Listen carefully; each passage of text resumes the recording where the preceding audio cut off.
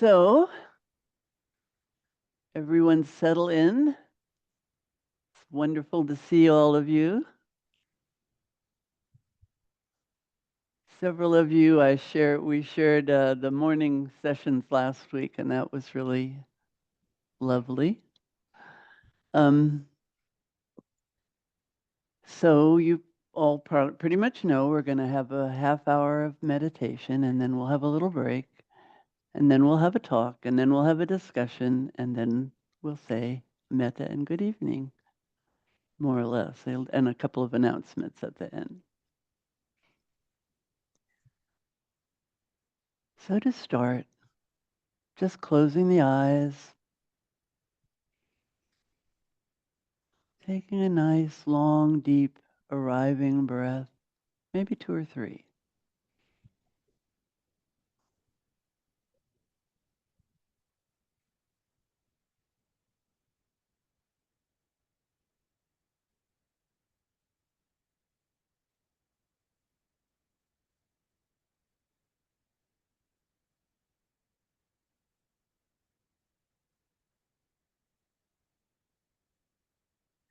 Today I listened to, or I not listened to, I looked up what Mark Nepo in his book of Awakenings had to say for this day. And I thought what he said would be a nice way to start our meditation. So to just I'll read a little bit from what he said, but just closing the eyes again, be sure you're in a good posture and comfortable and alert.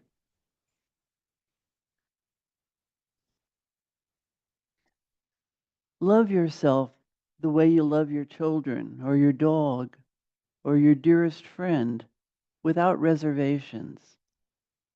In this way, today, with all its hardships, will spill into tomorrow and decisions will become as clear as streams thawing. So as you center yourself, feel your body, feel with all its aliveness,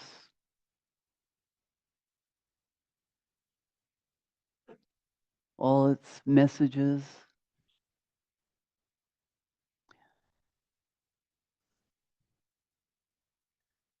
Particularly today, this moment, as you center yourself, notice if there are any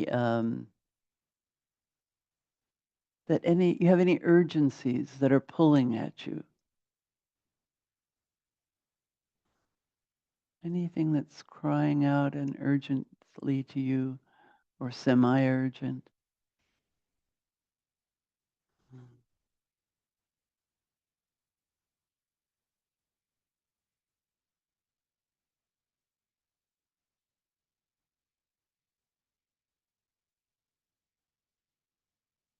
And in urgency, there's feelings of tension, like a string that is taut.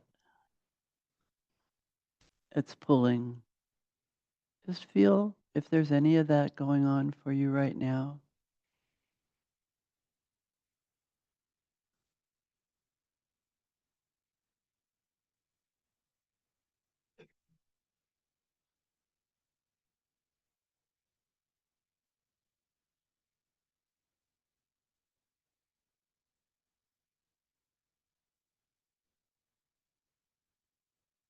As you feel that and connected into your breath, you could feel each breath untying some of that tension, some of that discomfort and urgency. Just one breath at a time.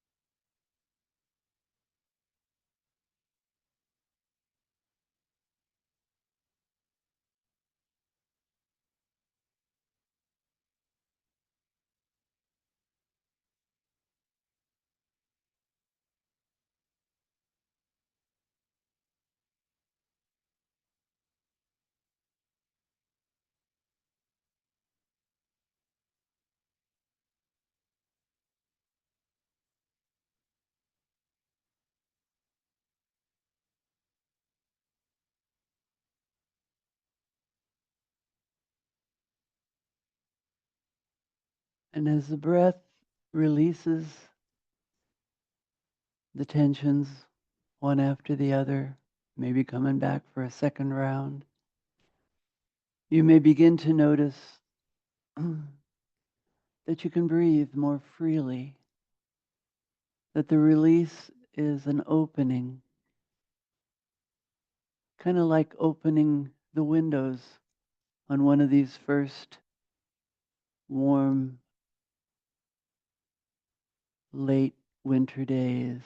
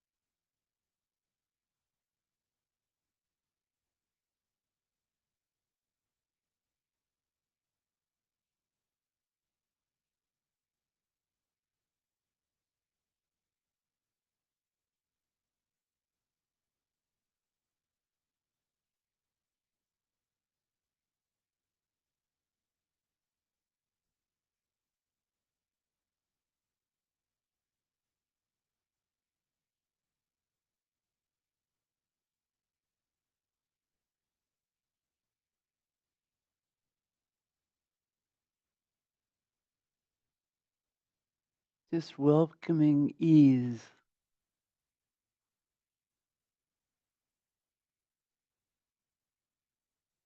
relaxation, and alertness,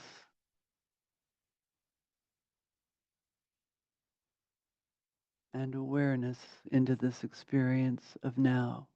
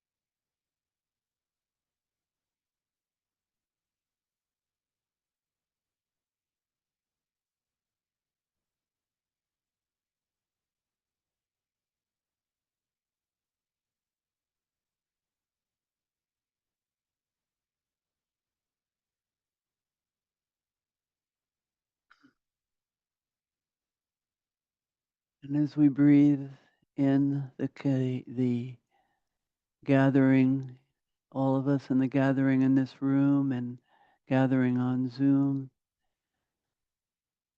we can experience the energy of quiet, mindful, non-conceptual energy and connection.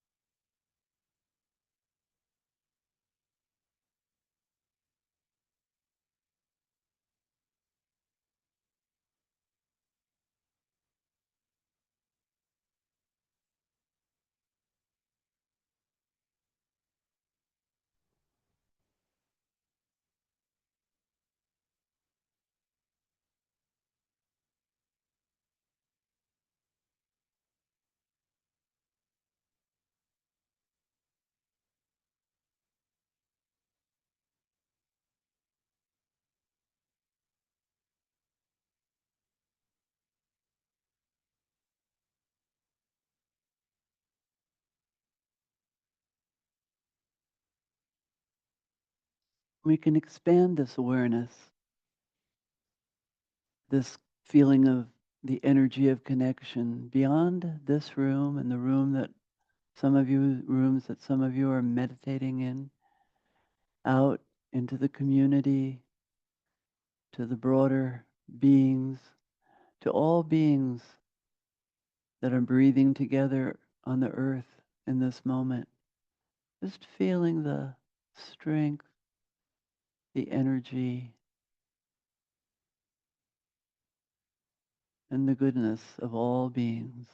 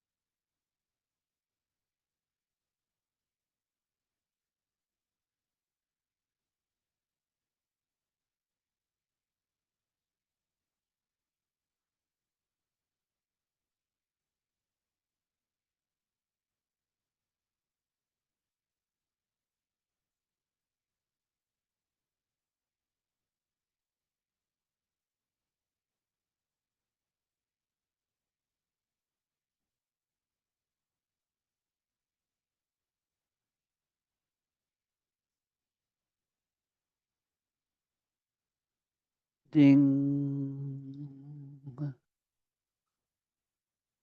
ding, ding.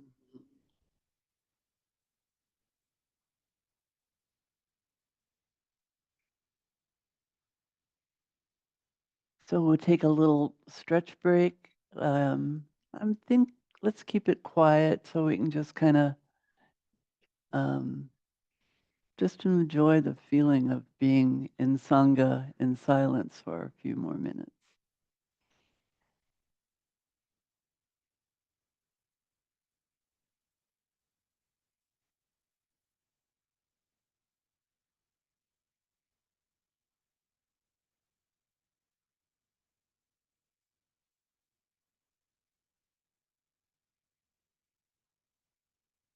So good evening again.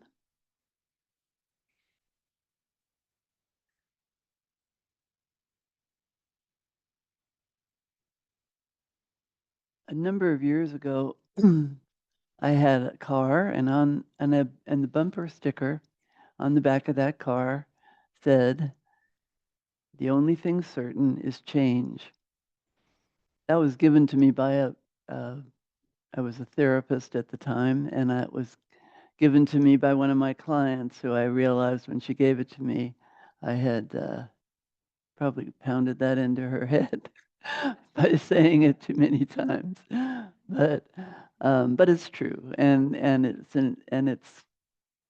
it's one of the very most important things we can get. You know, we get it sort of, but what I've learned even since those years ago, that the getting it comes deeper and deeper. And we're in a time right now where we're getting a big, strong lesson in impermanence and how it functions, and what we didn't think was going to be impermanent, or we knew it but we didn't. We thought we could keep it solid.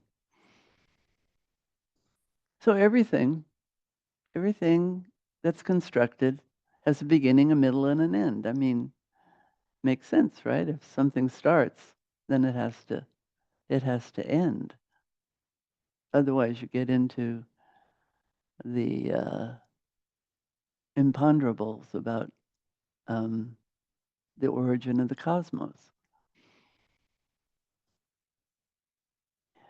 The Buddha said, the whole universe is fluid. We live in a river of change, and we are a river of change. One of the basic Buddhist teachings is about the three characteristics of existence. And they're all really about impermanence. Dukkha, unsatisfactoriness, suffering, is really resistance largely to the reality of impermanence. We want things the way we want them. We like something, we want to keep it steady. We'll just stay with this. Thank you very much, and not not try anything else. But the way another way to say it is that it's a subtle unsatisfactoriness that comes with the fact that everything, the fact of the insubstantial nature of existence. Of course, we resist because we don't want to get old, and we don't want to get sick, and we don't want to lose that things that we really love, those valued possessions that we keep some of them locked away. We never look at them because we have to be sure they're secure. So we cling. We cling to our possessions. We cling to our youth, to our loved ones. We cling to our lives, ourselves, our sense of who we are. And as the 5 daily reflections uh, uh, have say to us, and this is why we have to say them often, if not daily, if often at least, that everything we will grow old. We will lose the things we loved. We will uh, we will have sickness and death. And the only thing that we have any control over, only thing that we can change or we can do anything with, is our actions. And really, it's our actions right now. At any given moment, that's what we can change, and that's where we can make a choice. That's where we can break out of the samsara, out of this cycle of birth and death, round and round. And we break out of that. Really, the very most important part of it is seeing the truth of that this is what we're stuck in. Thus shall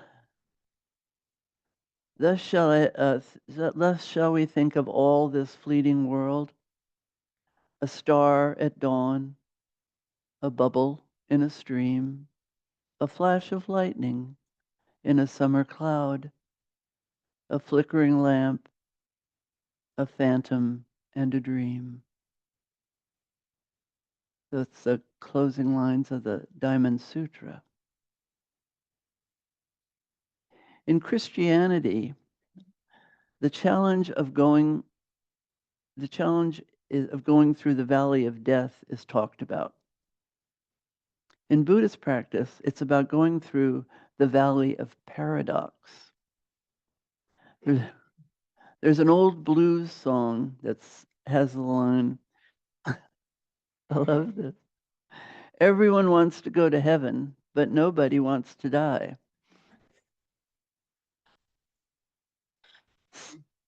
So in like fashion, everyone wants to get enlightened in Buddhism. But then when things start happening, we say, oh no, we don't want this. We don't want to have to look at this or feel this. We just want the enlightenment. And when we practice mindfulness and meditation and we move into this practice seriously, things become less certain. Things come up, anxiety comes up, shakiness comes up, tenderness. Things feel less solid. And as our practice develops, our habits and ways of escaping from reality become less solid. So as we understand and as we try to use them, they don't ring true so much anymore, and they don't work the same way anymore. So we start to live the totality of our experience.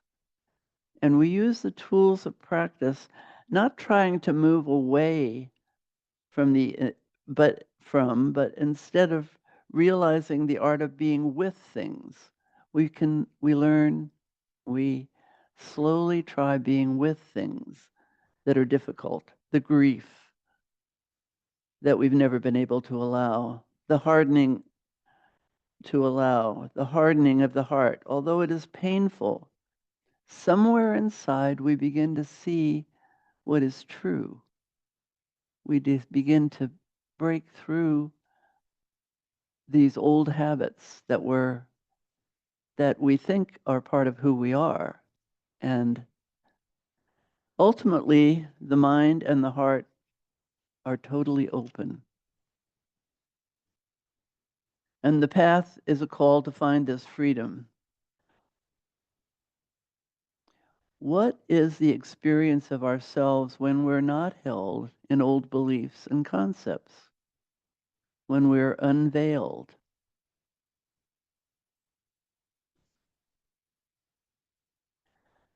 The contrast is between this reality of this moment, this place, this connection. That's one reality. And the other is our fears and our confusion and our projecting into the future our worst fears. And even as I speak these words, I can feel the tension of that confusion, enhanced by a lot of things, the chaos of this moment that we're living in the world. For some of us, the experience, for all of us, I'm not saying some of us, all of us, the experience of aging and change. It's softer when we're younger, and it's more challenging as we get older. So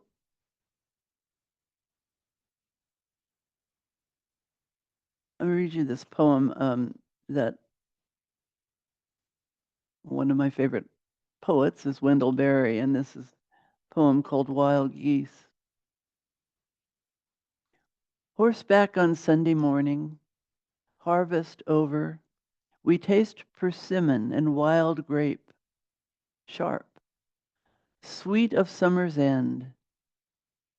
In time's maze over fall fields, we name names that went west from here, names that rest on graves. We open a persimmon seed to find the tree that stands in promise, pale in the seed's marrow. Geese appear high above us, over us, pass, and the sky closes. Abandon, as in love or sleep, holds them in their way, clear in the ancient faith.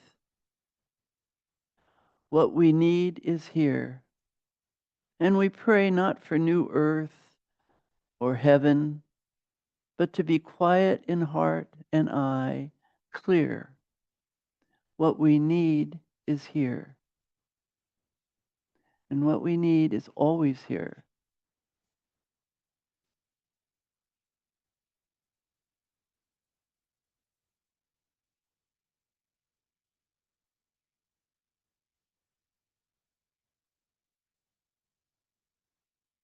So the truth that um, helps that that opens us to be able to really experience truly the truth of impermanence and change without this fear, without the uh, all the things we project into it, the stories. It's the understanding of our interconnectedness, that we're all part of the same thing, that we manifest in this particular moment, in this particular way, in this particular body. But it's a comfort. We're all in this together. We're all part of this river. So this separate self sense, which is really what's tying this all in knots, is built upon a belief in a solidity, and it's always an illusion. Nothing's solid. I mean, just think about what's going on in your body right now. It's got all kinds of things changing every minute, every second. Some the fact that change happens on all different levels, so that there's change that happens in a millisecond, and there's change that happens very slowly. But it's all part of this master mix of change, this energy of change that we are all a part of. So when it feels like the ground is opening beneath our feet, what do we do? What do we do when we feel the ground opening?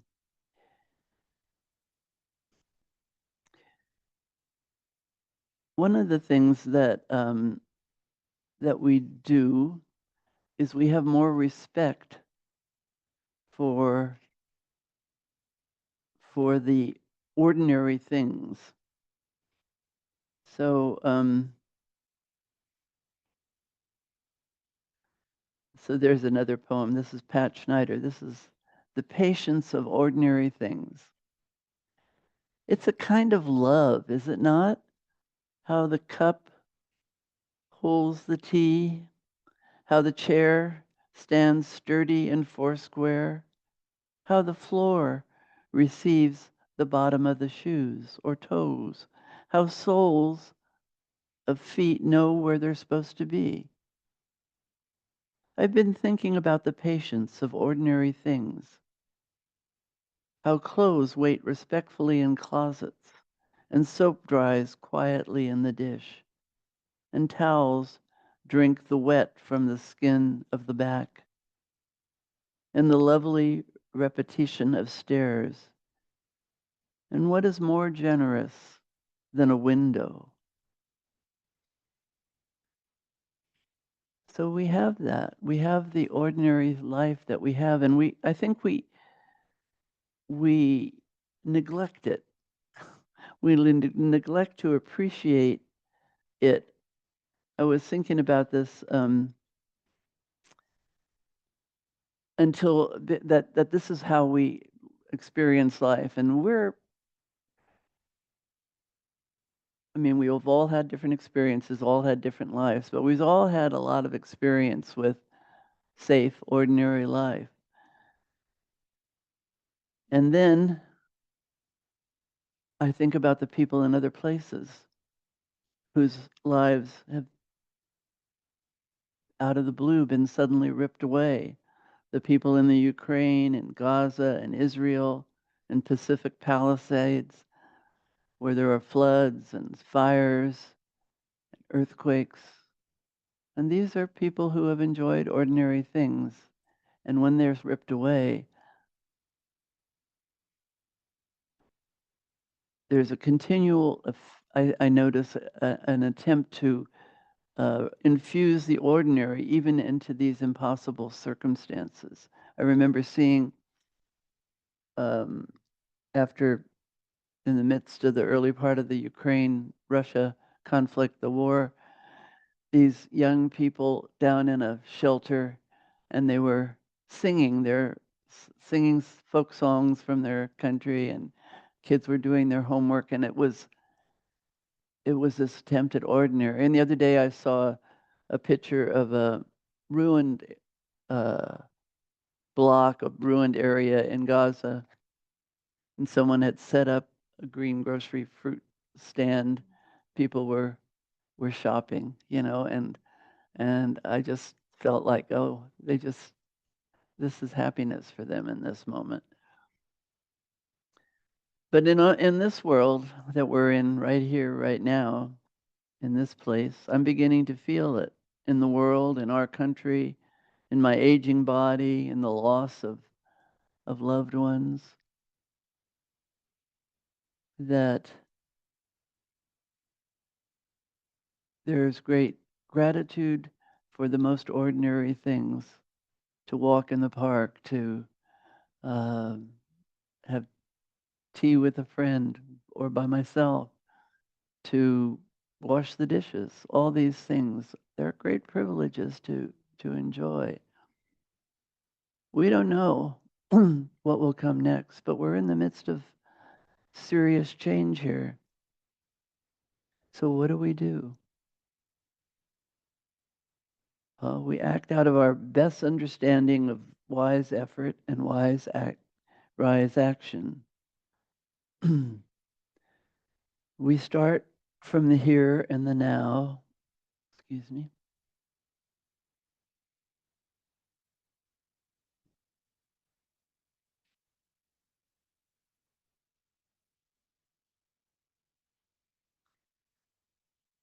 And we choose to act to act out of kindness and compassion and joy. Joy is is available in every moment just as much as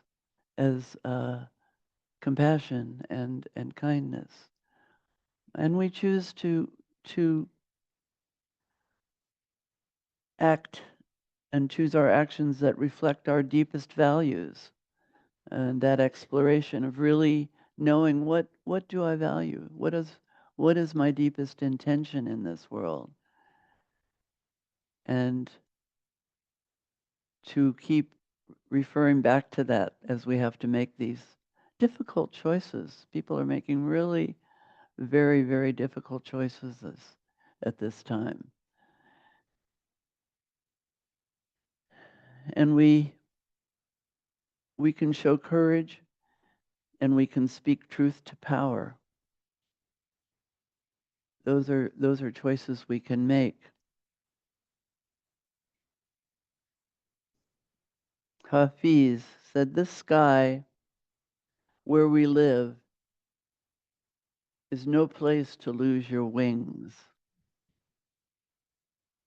So love, love, love."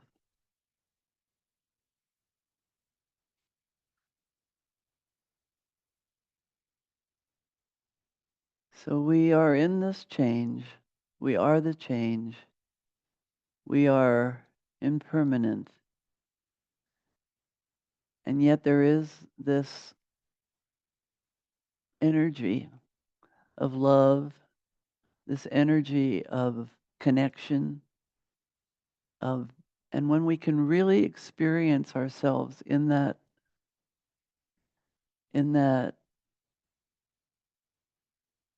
wave, that river of change, uh, we have everything we need to face whatever comes. And we don't know. So there's also staying clear with don't know mind, because that's another doorway out of being caught in this wheel of samsara. And I think I'll end there and let us talk a little bit about this together.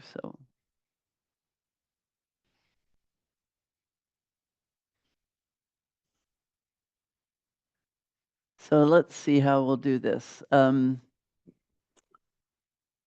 Jen will. Okay, so you'll choose one and one. Right. So this is Jen from the Meditation Hall. Thank you so much, Maeve.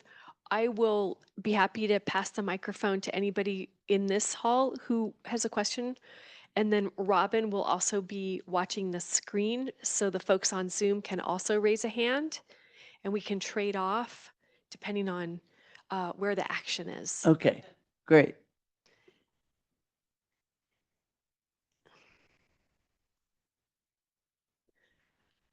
Okay, we have a hand up in the hall, so I'm going to pass the mic. Can you start with your name and hold this close? Thanks. Hi, my name's Rory, and I find it very wonderful that you're talking about change because I have found myself experiencing nothing but sadness and resistance. So you're opening a door for me?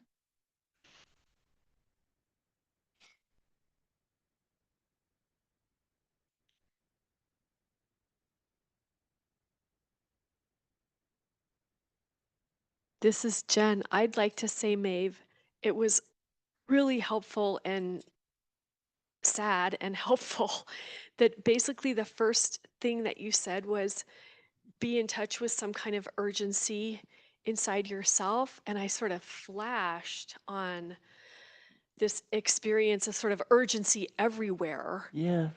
And then for you to talk us down or talk us in or talk us through or all of that is really helpful because I think I'm having just this sort of ongoing experience of urgent, on fire, broken, blah, ad nauseum.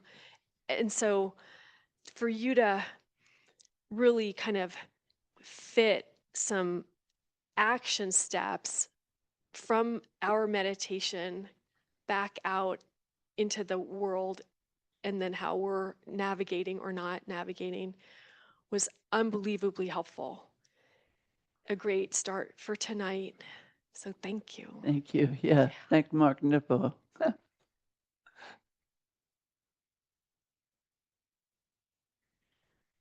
going to pass the mic to another friend in the hall. Thank you for your talk, Maeve. It's good to see you and good to be here.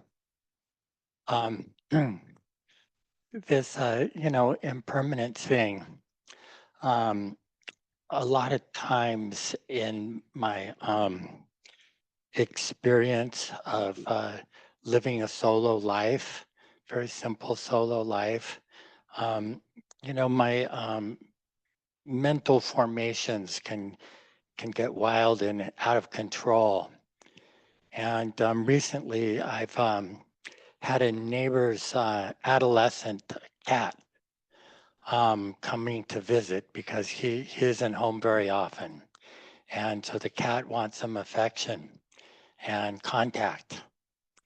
And it's been a really wonderful thing for me because when the cat shows up, it brings me really into the present to interact with the cat. And, it'll start rubbing up against me and purring, and I'll give it some petting and scratching behind the ears and stuff. And, you know, there's something about the experience within myself that is, very chaotic and also very peaceful. Both of these things happen, and yet the value of contacting something outside of myself and opening my heart up and feeling some love and care and attention, bringing me really into the present, you know, um, is so valuable. Yeah. Yes. Yeah. Contact community, the even contact with the plants outside, or the sitting and watching the birds flying uh, is a opening. Just I think it's kind of there's kind of a paradox. We open so we can connect and feel the intimacy of being with each other. Yeah, and that's just as compounded in the Sangha here, Yeah, where we have each other and, get to look into each other's eyes occasionally and just feel the sense that, oh, there's kindred spirits here yeah, that are willing to jump into the river and go with the flow of that and, yes, discover where it's going to take us. yeah. That's a good way to put it. Jumping into the river. Hi, I'm Marion, and oh my gosh, there's just so much synchronicity going on for me. And this morning, the topic in the morning meditation kind of started off with, what brings you joy, top 3 things that bring you joy. And boy, it just, music, that when harmonies hit, or just you're at a festival and everybody's just together on the same plane. And the Yuba River, whatever else just popped up. And then the third thing was connection for me that came up. And I was thinking about it in so many ways. Giants baseball games back when they were winning the World Series, and 20,000 people, same, Microphone up so everyone can hear. all on the same wavelength. Didn't matter what your skin color was or your socioeconomic class, everybody was together on it. And that, the fact that you were bringing up the energy of that, then I had a personal, unbelievable synchronistic event happen to me today that was piggybacked from a group I'm working with yesterday, and I need to keep it anonymous, so I'm not really going to talk about it, but some activism stuff. And I just don't, I love the other thing that came up was synchronicity. I mean, that to me, that's the ultimate in connection, right? So I didn't even think it was a coincidence. It's just more synchronicity Serendipity. when you're talking about the energy of connection, because I do feel that. And it gives me tons of hope in this sketchy, sketchy time we're in, Yeah, So, yeah. and I'm hearing that with people talking about community and the cat, and cats are so present. I just love my 2 cats. They're always really in the present. They're not thinking about yesterday, maybe the next meal, but anyway. That's true. They don't. Thank you.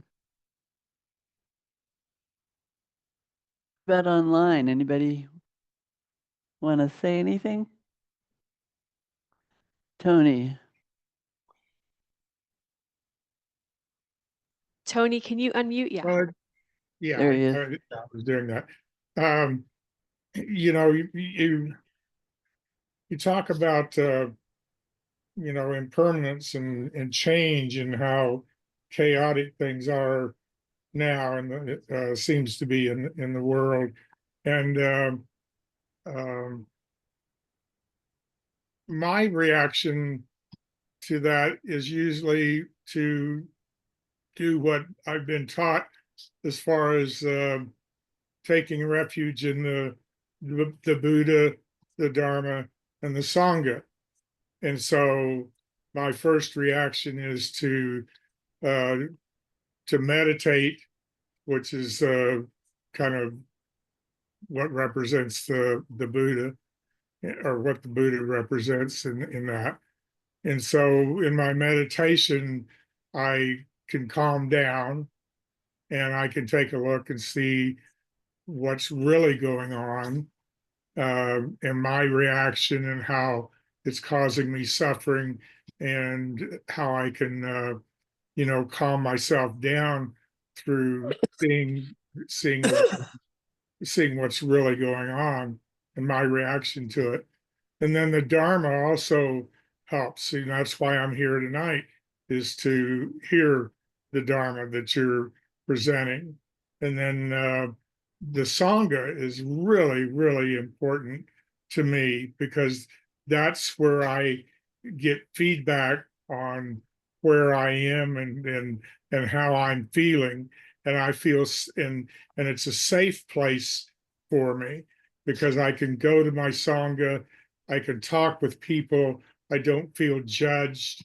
And like I said, I can get feedback to, in case I'm kind of seeing things in a way that is not good for me.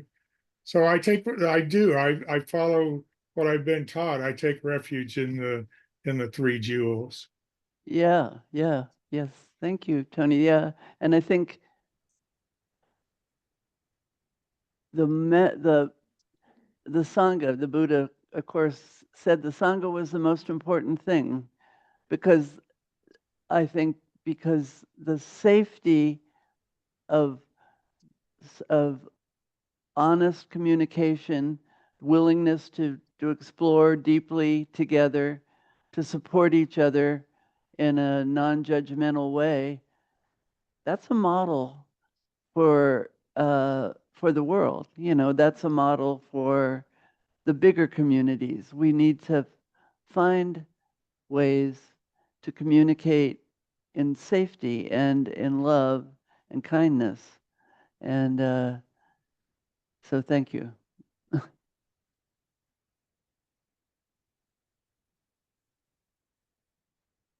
Donna, can you unmute yourself and please go ahead? Thank you. I find that when I bring curiosity to the hard edge of impermanence, that helps. When I say the hard edge, impermanence is scary, and Maeve, you're quite right. All of those things that we can, think about that we don't want to lose. I recently lost my dog. I had had him for 14 years. He was a little dog, so he went everywhere with me, and he was just my greatest friend. And of course, I knew I would outlive him. And the grief is very difficult. It's getting much better. It's been about a month now. But when I bring curiosity to that impermanence, then I delve into, well, why am I so sad? Oh, because I loved, because he meant so much, and it helps balance those feelings out. And the same thing could be said for looking at these times right now, if you're calling it chaotic or it's frightening, and bring some curiosity to that. The world has always been chaotic. Before there was media and newspapers and thousands of years old, there was volcanoes going off and meteors hitting. Everything has always been chaotic, but in order to not let that frighten you more, bring a sense of curiosity. And it's just information, whether it be how true all the information is, who knows? But curiosity helps balance it. I feel that is helpful. That's been helpful to me, especially lately. Absolutely, yeah. I think the experience of investigation, that's the second of the 7 factors of enlightenment, is we're mindful, something arises, and we our challenge is to investigate it. What is this? What is this experience? And when we feel fear or we feel confusion or whatever, then we offer our mindfulness and our compassion to those feelings, and those are the moments when great insights can come, because we're willing to to go right into the depth of those things with curiosity. Okay, another question from the hall. I'm Merle. I'll try to keep it short because I'm assuming we're getting close to the end. I had a question just because your talk was really good. And then I just realized that I wasn't actually speaking up the fact that I'm going through this huge transition at a new job that I've had a couple of months, and I really like the job. And the primary caregiver, who was a live-in after she hired me, whispered in my ear like 5 weeks later and said, I'm quitting. Anyways, and so we're going into these 48-hour shifts, and I'm just having such anxiety about the future. It starts on Sunday, this Sunday.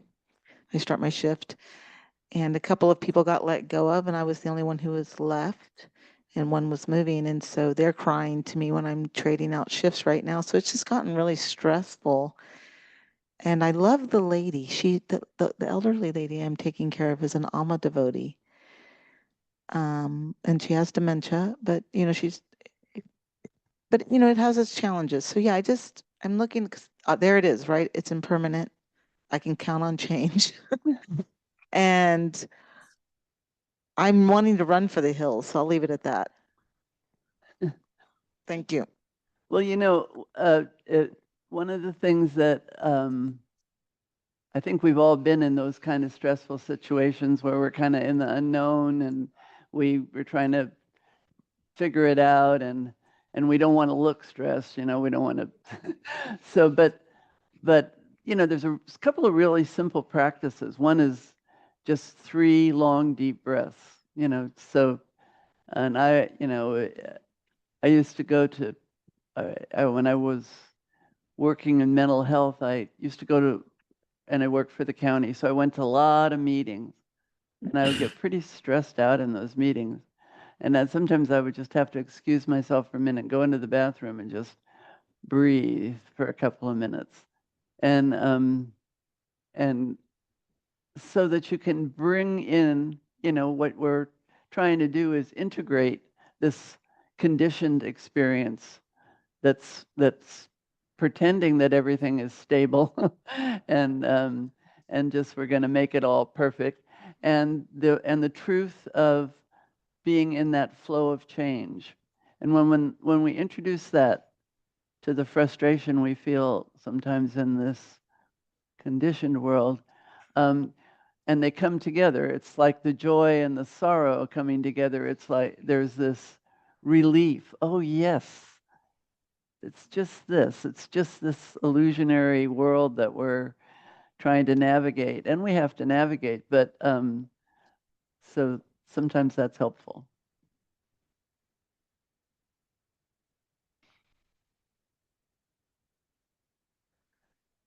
Anyone else? Any? We have a question from the hall. Will you start with your name? Thanks.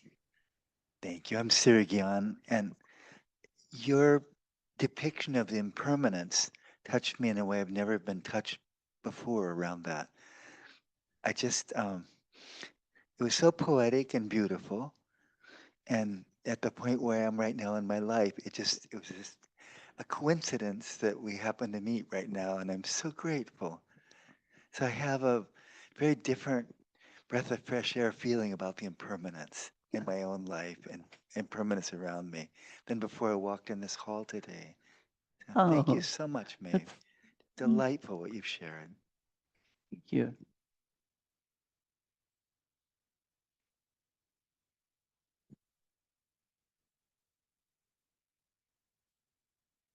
Okay. We all done here? Anybody else want to say anything? Oops.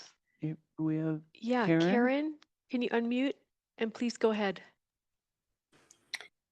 It's thank you, Maeve. It's always the poetry that touches my heart, and I'm always looking forward to your poems. So thank you. That's such a deep part of the teaching for me. And I was at the morning meditation as well. I think someone else mentioned about the teaching was around joy, and yours was too last week. And today I had an experience of what I understand to be the joyful mind. It just happened where suddenly became aware of something that was very joyful. It was simple. It was the moment the cat walked by.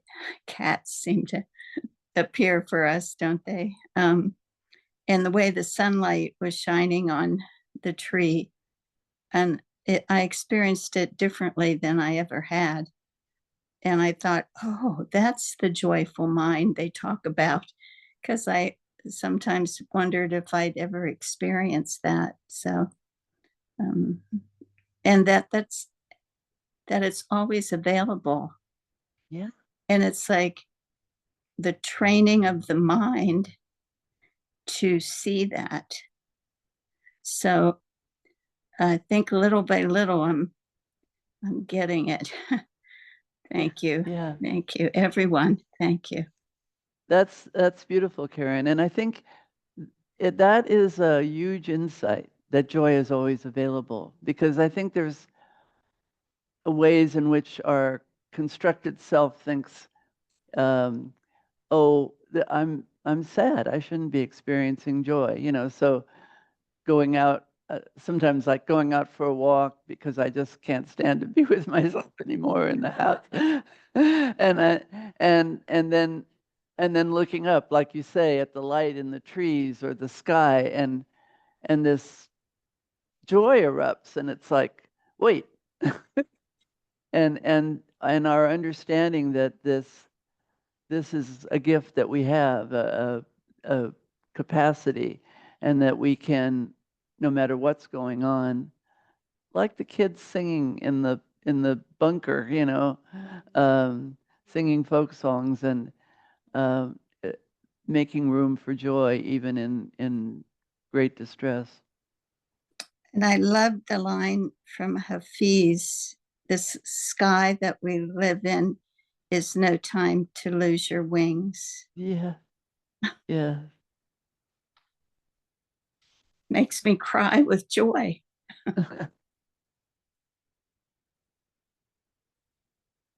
Okay, so I think it's your turn. I can go next. And then we'll finish with metta. Oh, you want me to do the meta first? That's usually how we do it, but Okay. you can decide how you want to do it. I'm fine to do the meta first if you want.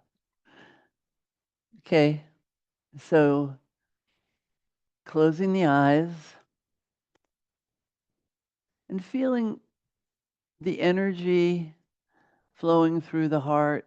You may be breathing into that energy in the heart, the warmth of community, of Sangha, the warmth of interconnectedness, so that as we wish these wishes for ourselves, we're naturally wishing them for each other. May I live with an open heart and an open mind. May whatever covers or blocks my heart be dissolved, so that through open-heartedness and open-mindedness, I may experience true happiness. May I feel strong and healthy in my mind and in my body, and may I have peace and ease and the things I need in my life. May I be safe and protected from inner and outer harm. And may I awaken and be freed from suffering.